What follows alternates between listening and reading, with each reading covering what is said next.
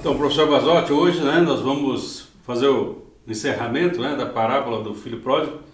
Semana passada, nós vimos a alegria do pai recebendo o filho, correndo para abraçá-lo e já trazendo ali sandália.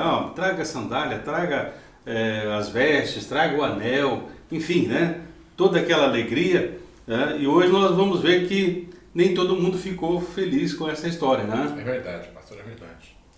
Posso ler? Pois vamos ler, então. Nós vamos falar hoje do filho mais velho, porque é importante a gente analisar essa história. Vamos ler então a partir do... Aqui nós estamos então, quem quiser acompanhar, nós estamos no Evangelho de Lucas, no capítulo 15. Nós vamos ler a partir do versículo 25, como o pastor falou. Na semana passada nós terminamos com a reconciliação do pai e do filho, aquele caloroso abraço dos dois. Sim. Então hoje nós continuamos e hoje nós vamos trabalhar com agora o filho mais velho. Sim. E o seu filho mais velho estava no campo, e quando veio e chegou perto de casa, ouviu a música e as danças. E chamando um dos servos, perguntou-lhe que era aquilo. Ele lhe disse: veio teu irmão e teu pai matou o bezerro cevado, porque o recebeu são e salvo. Mas ele se indignou e não queria entrar, e saindo o pai estava com ele. Mas respondendo ele, disse ao pai: eis que te sirvo há tantos anos, sem nunca transgredir o teu mandamento, e nunca me destes um cabrito para alegrar-me com os teus amigos. Vindo, porém, este teu filho, que desperdiçou a tua fazenda com as meretrizes, mataste-lhe o bezerro cevado. Ele lhe disse: filho, tu sempre estás comigo, e todas as minhas coisas são tuas. Mas era justo alegrarmos-nos e regozijarmos-nos, porque este teu irmão estava morto e reviveu, tinha se perdido e foi achado. Certo. Então, pastor, eu estava lendo aqui, e eu vou ser sincero, a princípio, eu acabo até ficando do lado desse irmão mais velho. Eu fico imaginando assim, eles trabalham lá no campo, Então, é lógico que ele é filho do dono, mas a impressão dele é trabalhador, ele vai junto com os empregados. Eu imagino assim, o cara levantou tipo 4 da manhã, foi tirar leite das vacas lá, depois foi lá para cuidar pra roça e tal, e usou enxada, quem sabe uma paradinha lá pelo meio-dia, debaixo da sombra de uma figueira, comer um marmitex rápido ali, vamos nós, E continua. Aí ele retorna para casa à noite, já está escurecendo, o cara cansado, com aquela dor nas costas, aquele solão, aquela sede, E de repente assim ele começa a olhar e fala: nossa, tem uma festa lá em casa, E aí, pastor, eu me ponho no lugar dele, sabe? É o raciocínio lógico que a gente chama. Bom, quem está dando a festa? Só pode ser uma pessoa, é meu pai. E nessas alturas eu acho que só existe uma pessoa a quem meu pai deve homenagear. Essa pessoa sou eu, eu estou fazendo agora o meu serviço do meu irmão que se mandou, estou trabalhando por 2 agora. Então eu acredito que ele deve, é uma homenagem. Para mim, não tem outra explicação para estar tendo uma festa lá agora, Sim. E aí eu imagino assim, pastor, aquele cheirinho de carne, nossa, Ele ainda fez lá um churrascão lá. E costela assada. Música, dança, ele vai chegando. Então eu entendo que até que essa pergunta que ele faz aqui pro servo é mais só para conferir o que ele já falava, porque só tinha na cabeça dele uma pessoa, única pessoa que era digna daquela homenagem. Era ele próprio, Sim. Que ele diz até aqui, Eu vou até reler aqui, Estava no campo e quando veio e chegou perto de casa, ouviu a música e as danças. Eu estava animado mesmo, estava animado o negócio. Bailão que eu ressolto. E chamando um dos servos, perguntou o que é aquilo. Mas eu acho que ele estava esperando, seu pai resolveu dar uma festa para você, cara. Sim. Você é o cara, Aí o servo diz, E veio teu irmão e teu pai matou o bezerro cevado, porque o recebeu são e salvo. Eu fico imaginando, pastor, esse irmão mais velho, ele está lá, de repente está lá naquela dureza, aí tá o servo, tá sabendo do teu irmão, diz que ele está na maior gandaia lá, sim. Está torrando o dinheiro do seu pai, ele está ali naquela... Então eu acredito, como o senhor falou semana passada, a notícia ruim sempre chega. Sim, chega rápido. Aí de repente ele chega, agora veja bem, semana passada quem chegou com a outra pilha em casa foi o filho mais novo, agora quem está meio quebradão é o filho maior, está lá suado e tal. Aí de repente dá uma olhada assim, imagina o pastor assim, ele por uma das janelas, e vem lá, tá o irmão dele bonitão, já fizeram a barba, colocaram, como você falou, a roupa nova, colocou anel no dedo, sandália nova e tal. Aí ele olha e fala: Aí, pastor, até esse momento eu vou ser sincero com o senhor. Eu acho que se eu tivesse no lugar dele, me perdoa. Eu acho que eu ia fazer igual ele. Eu não queria entrar não, pastor. Mas o senhor aí que é o pastor, pode talvez tentar defender um pouquinho essa situação, né? Eu creio que você não faria porque você é um menino crente, entendeu? Você tem Jesus no coração. Tá bom. Mas realmente é difícil, né? Se nós não tivermos a dispensação da graça de Deus, nós não conseguimos enxergar essa situação. Então, vamos ter que relembrar, professor, o pai representa Deus, né? O filho mais novo representa os publicanos, os pecadores, aqueles que se afastaram de Deus. E o filho mais velho é uma representação dos judeus, né?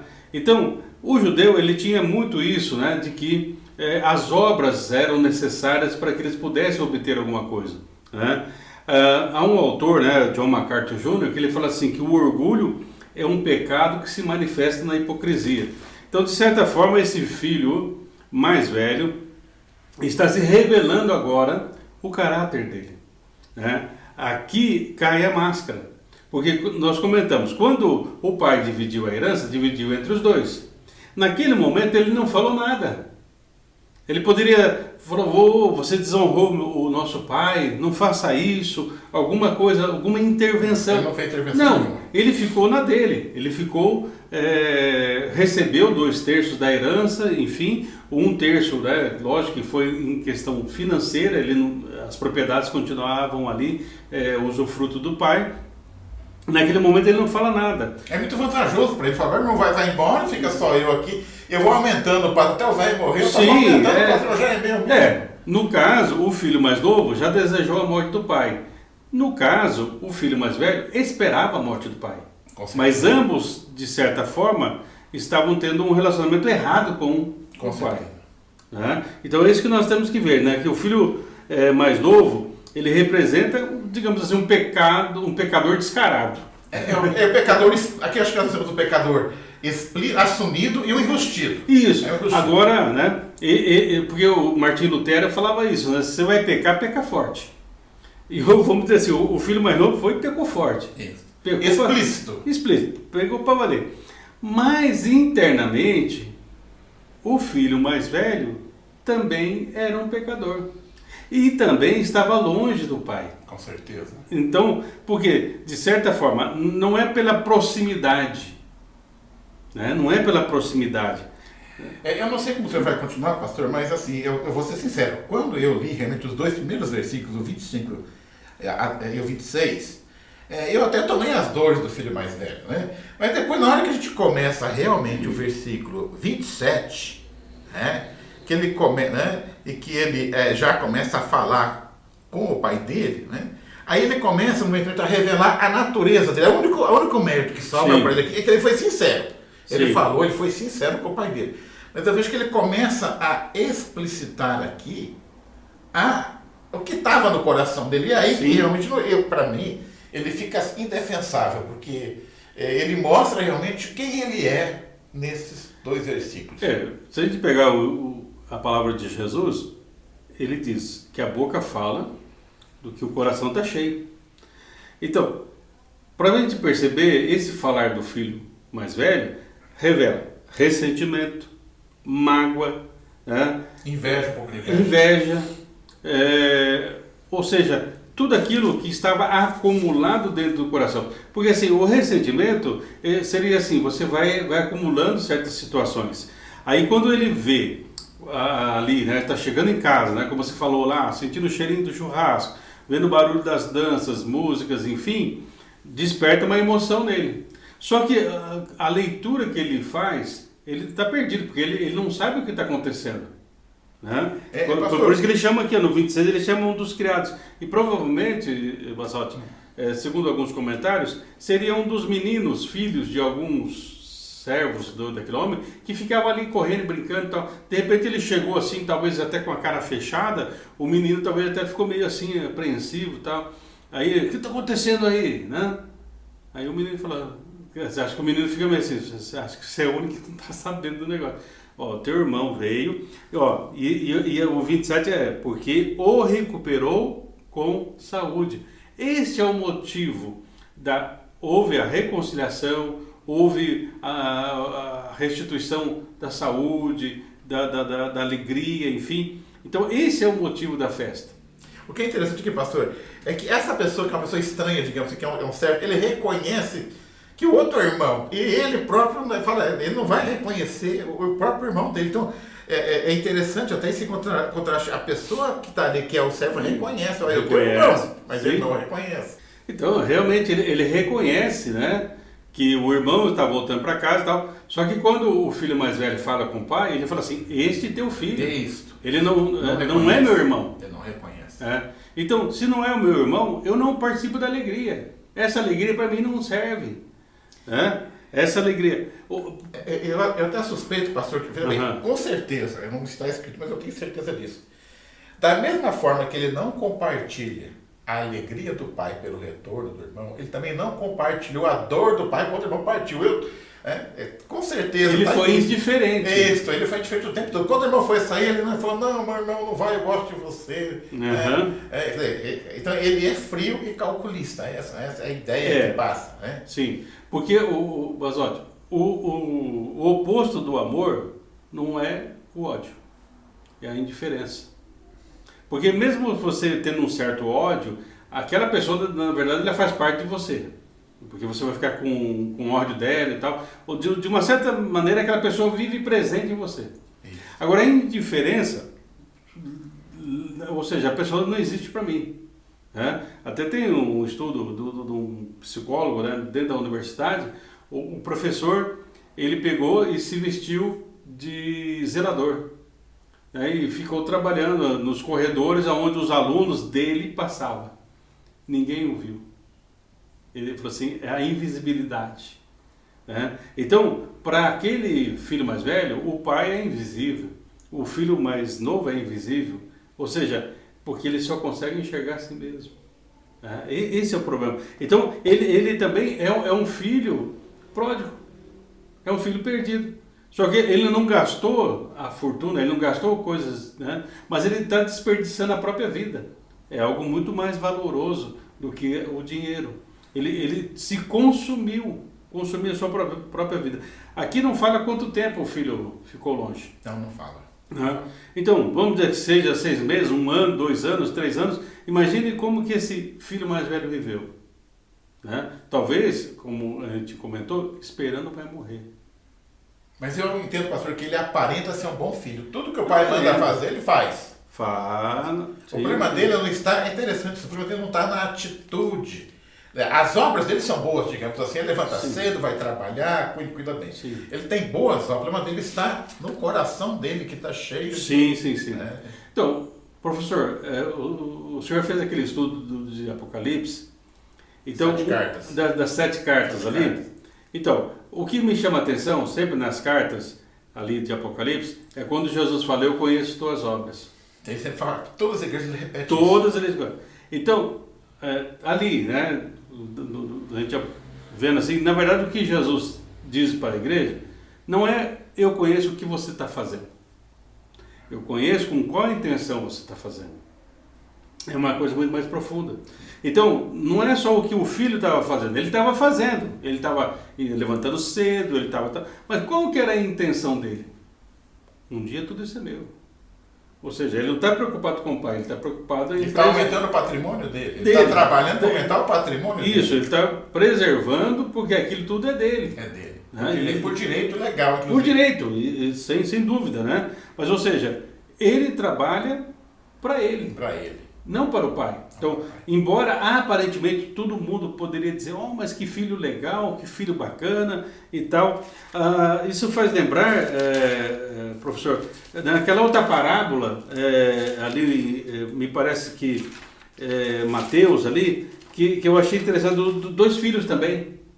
2 filhos. Talvez seja a história simplificada, né, da parábola do filho pródigo, sem os adereços, né, e tal. Mas a história, Mateus fala assim, o pai falou assim, filho, vamos trabalhar comigo? O filho falou assim, eu vou estar lá, beleza. Tal. Não foi. O outro falou que não ia e foi. Né? Então, de certa maneira, é isso, né? Muitas vezes nós falamos, mas interiormente, por exemplo, o filho assumiu o compromisso que ia trabalhar com o pai, mas não foi. Né? Então, qual é o compromisso? Com que compromisso ele faz esse trabalho? E compromisso, o que o motiva realmente? A real motivação do coração dele. Nós não sabemos, mas pelo que nós vimos, o próprio falar dele, nós não estamos julgando aqui o filho mais velho, né?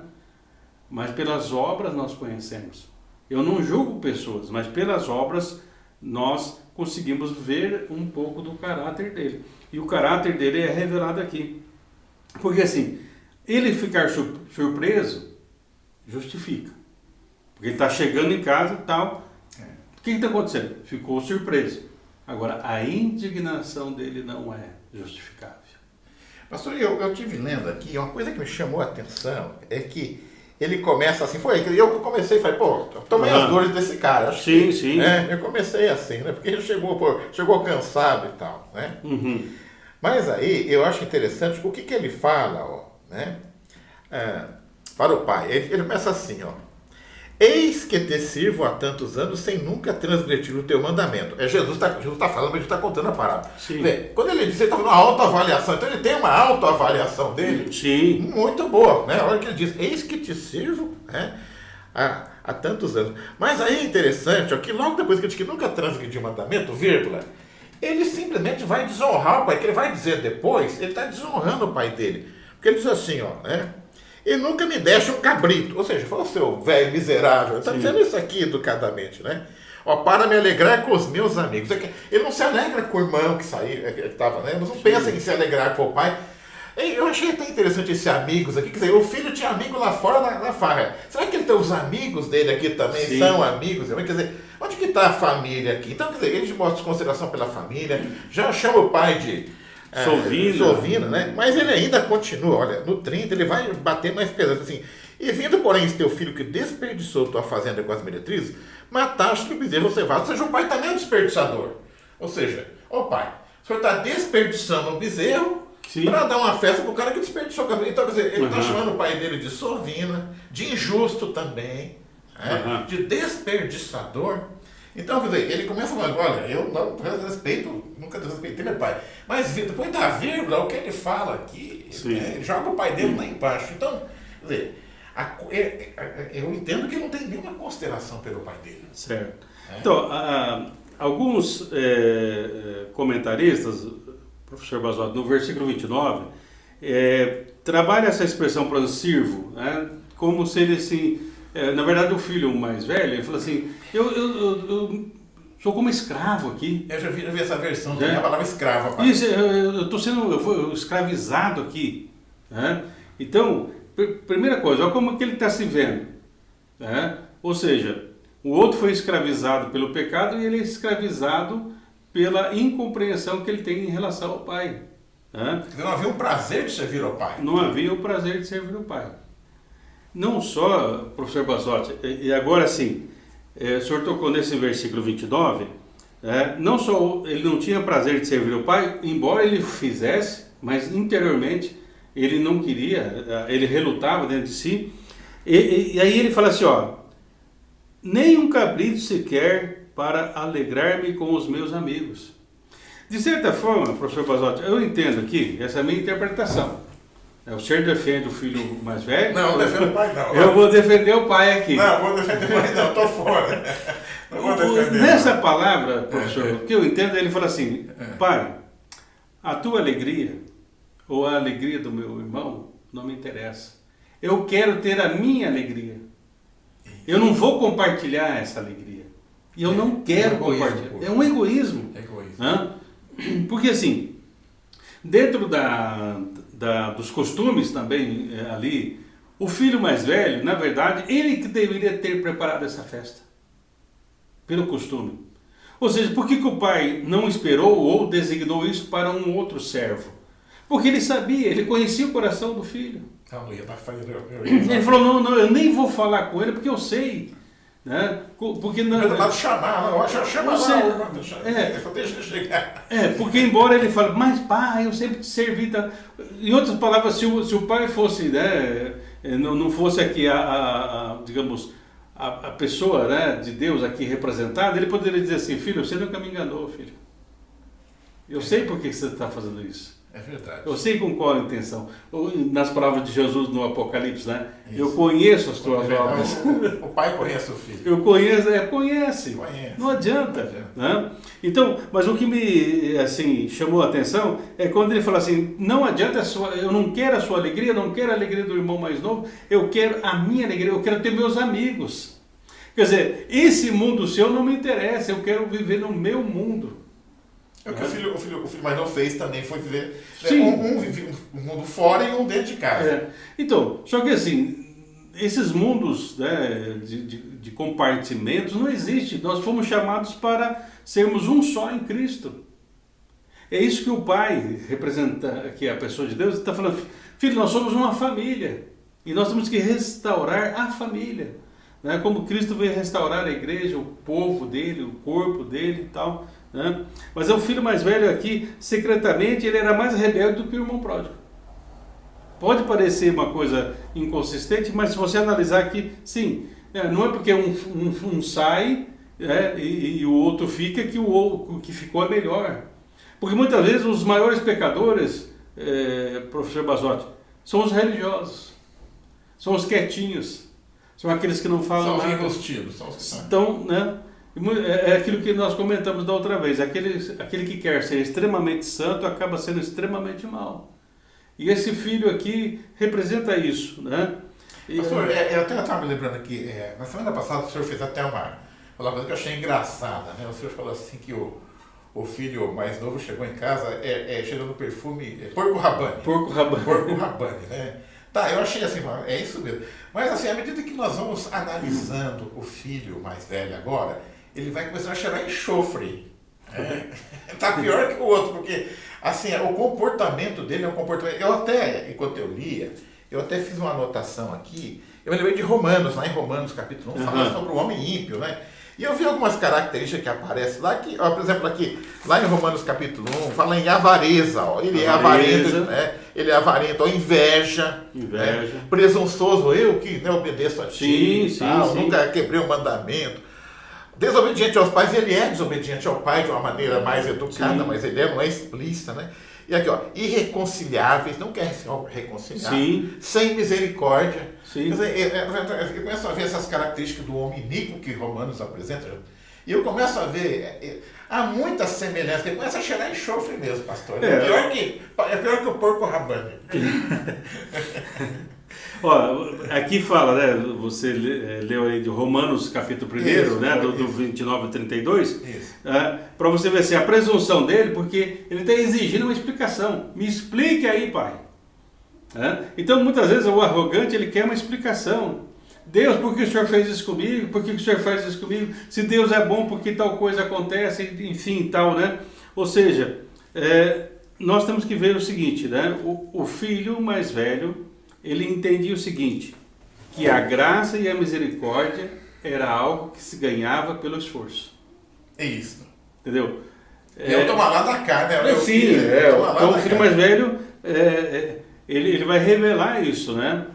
Como nós comentamos, né? Ali no Mateus 21, que fala dos dois filhos que foram chamados para trabalhar, um fala que vai, mas não vai, e o outro que não vai, disse que não iria, mas acabou indo, né?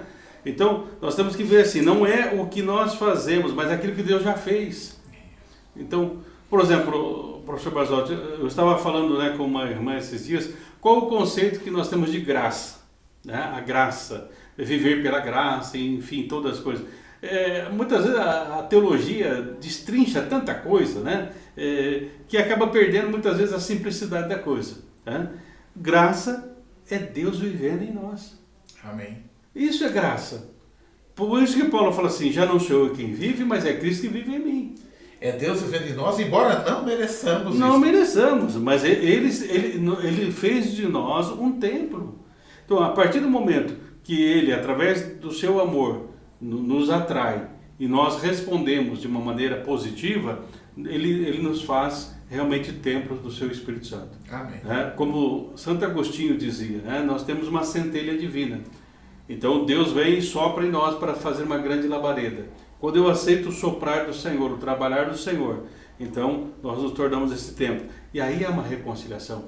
Aí então eu consigo me alegrar com aquele que estava perdido e foi achado. Eu vejo hoje, professor, por que nós talvez não façamos muita missão ou discipulado, assim, seriamente? Porque nós perdemos a alegria de ver a restauração. Amém. Nós queremos outras alegrias e não ver a alegria daquele caído sendo restaurado. Mas eu fico pensando aqui, nós temos um certo cuidado, às vezes eu vejo, vou falar até por mim, às vezes já aconteceu, né? Uhum. Chega uma pessoa nova na igreja, né, e fala, no meu caso eu estou aqui, eu fui batizado aqui, né, eu estou aqui há 60 anos já, eu posso dizer. Aí você fala, esse cara acabou de chegar e diz que Deus falou com ele, que tudo eu sou espera, a gente tem eu vejo esse lado que a gente achar que está há mais tempo e o cara que acabou de chegar, que você quer só seu revido, o cara acabou de chegar, ele está no probatório. E aí, quer dizer, Deus tem uma outra dinâmica. Já chegou agora, quer sentar na janelinha? Então, esse é o espírito do filho mais velho que muitas vezes nós temos, professor. Né? Aqui o Henry Nouwen, né, nesse livro, né, do Filho Pródigo, né, ele fala justamente isso, que muitas vezes nós temos, ou somos um filho que sai, ou nós somos o filho que fica. Mas ambos estão fora da esfera da ação do pai. Ou seja, não amam realmente o pai. Né? Então, o que nós precisamos é nem ser o filho que sai, nem o filho que está, mas é o filho restaurado. Aquele que estava morto e reviveu. Antes estávamos mortos em delitos e pecados e o Senhor nos vivificou. Então, a partir desse momento, se meu irmão está crescendo, se o meu irmão está sabendo mais do que eu, se o professor aqui sabe mais Bíblia que eu, amém.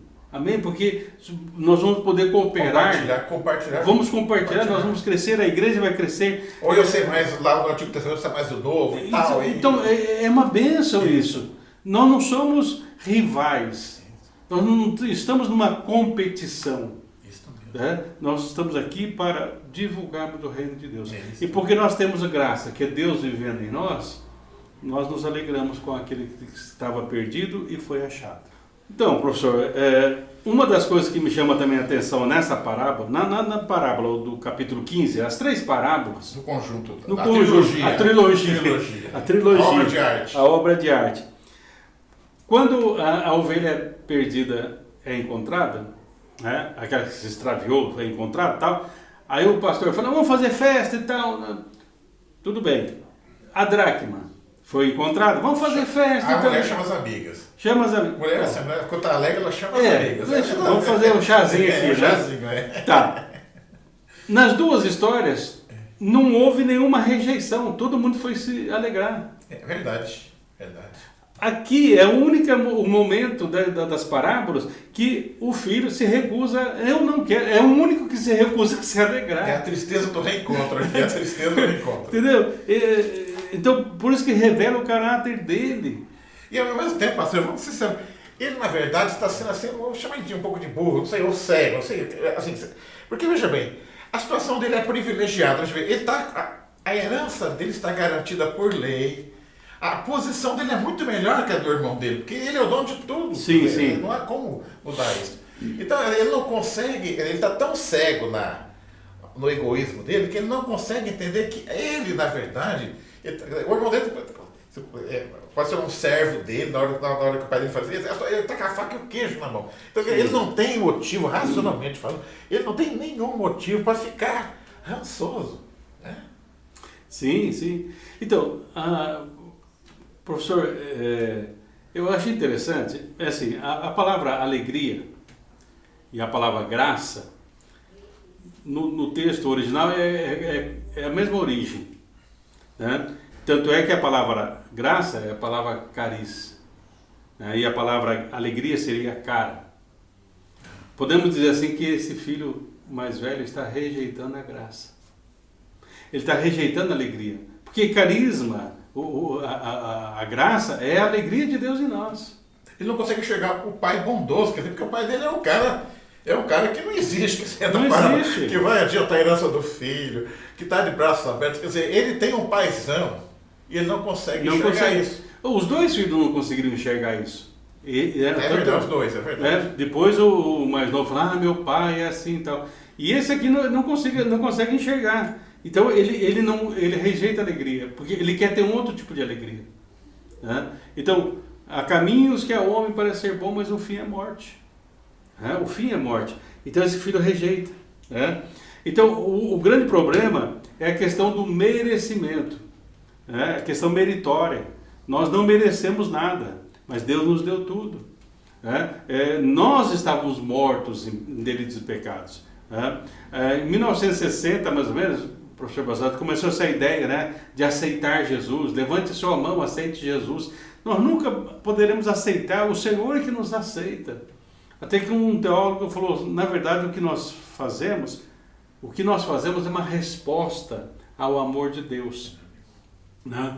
Porque quem está perdido somos nós. Deus não está perdido. Não é um favor, quer dizer, que eu estivesse fazendo um favor. Então, eu vou aceitar Jesus, eu vou quebrar o galho dele, talvez ele precise de mais. Ele vai ficar chateado. Ele vai ficar chateado, magoado comigo. Não, eu vou aceitar, vou dar uma chance para Jesus. Né? Na verdade, ele que nos dá a chance. Ele nos dá a chance. Sempre nos dá a chance. Mas esse filho aqui, nós temos que entender que ele representa os fariseus. Os fariseus, eles se achavam melhor que os outros. Eles achavam que eles mereciam mais do que os outros. Né? Mas, na verdade, aqui nós vemos que o Senhor está dizendo, olha, todos são importantes.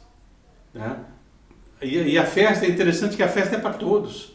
É para os filhos, é para os escravos, para os servos ali, é para a vila, é para a comunidade. Então, olha a amplitude dessa festa. Né? A pobreza desse irmão mais velho, quer dizer, poxa, a festa está lá, é para ele também, ele faz parte daqui. A festa é minha, é sua, é nossa, é para quem quiser, quem vier. A festa está aí. Está aí a festa, ele não consegue. É uma pobreza, ao mesmo tempo que ele é o dono, pela lei de tudo, ele é de uma pobreza tão grande que ele não tem nada. Sim, e o reino de Deus, ele é reino de alegria. Já desde Neemias, lá no Antigo Testamento, a alegria do Senhor a nossa força é.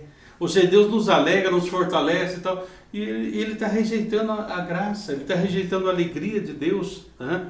Essa presença de Deus. Né? Por quê? Porque ele está assim, não, eu mereço, eu sou bom, eu sou justo. Sabe, professor, muitas vezes nós vemos assim, que as pessoas que se acham justas acabam sendo pessoas injustas. Eram os amigos de Jó. Né? Eles se achavam tão justos, e começaram a condenar Jó. Né? E é interessante aqui, ó, no versículo 30, ele lança, o pecado aqui do meu irmão, ele fez isso, ele fez aquilo, ele fez mais aquilo outro. Né? Não tem misericórdia, não tem perdão, não tem amor. Então, eu sou perfeito, eu sou o bom e ele é o ruim. É isso mesmo. Entendeu? É isso mesmo. Ponto. Olha a compreensão que ele tem, né? Eu fico vendo aqui, pastor, por exemplo, voltando um pouquinho, né? Assim, e não queria entrar. E saindo o pai, quer dizer, então é o pai que sai de casa. Vou ser sincero, dá vontade de pegar um chinelo assim. Ou seja, quer dizer, o pai aqui, quer dizer, ele se humilha, que é o filho que tem que procurar o pai. Ele sai de casa, sai da festa e está lá com o bico grande, quer dizer também uma demonstração de paciência, de amor com aquela criatura perdida, né? O pai é muito paciente aqui. Então, você vê ele vai ainda pedir, implorar, vamos entrar, deixa disso. E é interessante, quando eu gosto muito, professor Basotti, de ver a palavra aí, né? Quando ele usa aqui 31, então ele respondeu, o pai, meu filho. Meu filho. Né? Então tem duas palavras que designam filho, né, no grego e tal. Aqui ele está falando assim, filhinho, minha criança. Quer dizer, é uma coisa amorosa. Isso. Não é assim, filho, vamos entrar. Fala, filho, vamos pensar mais, vamos refletir. Ou seja, aqui há uma atitude carinhosa, amorosa do pai. Ele não está chamando a atenção, mas ele está falando, meu filho. Né? Então você tem que talvez imaginar a entonação da voz, o jeito que o pai está falando, a maneira que o pai está falando, é toda revestida de amor. Agora o filho não quer, ele não quer a alegria do pai, ele não quer a alegria do irmão, ele quer a alegria dele. Só que Jesus é a alegria dos homens. Amém. Jesus é a alegria dos homens. Jesus é a nossa alegria. Amém. Eu gostaria assim, tem o John MacArthur Jr., que é um autor que eu gosto muito, ele fala assim, corações pecaminosos têm uma facilidade e capacidade né, fantástica para se enganar. Ou seja, o filho tinha um auto-engano. E esse é o pior engano. Eu te enganar é uma coisa. Né? Aí você vai ficar magoado comigo, o pastor me enganou. Embora o pastor não engane. O auto-engano. O auto-engano é pior. Porque você perdeu toda a percepção da vida, percepção de valores, você perdeu tudo. Né? E você se auto-engana. Isso é o grande problema da humanidade. Pastor, me chama a atenção nessa parábola, acho que já estamos partindo para o encerramento, é que não há um fechamento dela. Quer dizer, o filho fica lá fora emburrado, né? Bravo. O pai sai, né? Como você falou, filhinho, né? Vamos entrar. Certo. Mas Jesus aqui me parece que de propósito mesmo. Ele deixou em aberto. A pergunta que eu faço é, será que ele entrou? Será que ele não entrou? Eu no meu coração falo, pô, vai, entra, cara. Entra, filho. Participa dessa festa, compartilha a alegria, vai lá, dá abraço ao teu irmão. Né? Você não está perdendo nada, o patrimônio é seu, está intocado. Né? Fica tranquilo, ninguém vai mexer com o seu dinheiro aí, com o seu patrimônio. Né? Mas aí, o que o pastor acha?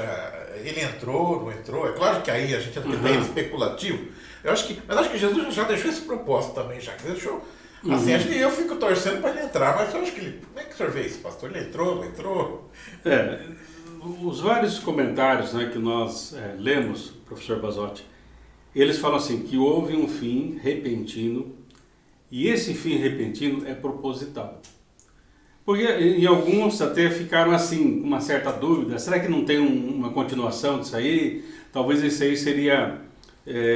apenas uma parte da parábola, talvez teria ter mais coisas, enfim, né? Se tivesse continuação, a gente ia deixar para a próxima semana.